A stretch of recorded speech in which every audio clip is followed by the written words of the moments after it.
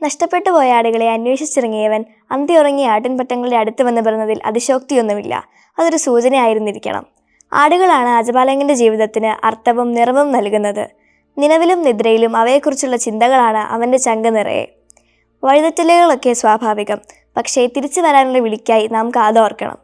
അപകടങ്ങളുടെ കുരുക്കുകൾ മുറുകുന്ന ആധുനിക ലോക പരിസരം അജപാലകനുമായുള്ള ബന്ധം ദൃഢമാക്കാനുള്ള വിളിയാണ്. നമ്മുടെ ഇടയനായി നമ്മോടൊപ്പം നടക്കാനും നമ്മെ നയിക്കാനുമാണ് ദൈവം ഇറങ്ങി വന്നത്. കാരണം നാം അവിടുത്തെ അജഗണങ്ങളാണ്. അവിടുത്തെ അടുപ്പവും അകൽച്ചയും ശബ്ദവും ശ്വാസനിശ്വാസങ്ങളുമെല്ലാം വിവേചിച്ചറിയാൻ നമുക്ക് സാധിക്കണം. കൂട്ടം തെറ്റിയാൽ ആടിനറിയാം, അത് വാവിട്ട് കരയും. അറിഞ്ഞോ അറിയാതെയോ നാം ചെയ്യുന്ന തെറ്റുകൾ ഒരു കൂട്ടം തെറ്റലാണ്. അവയിൽ നിന്നുള്ള ഒരു തിരിഞ്ഞു നോട്ടം ഈ ക്രിസ്മസ് നാളുകളെ ഏറെ സുന്ദരമാക്കും.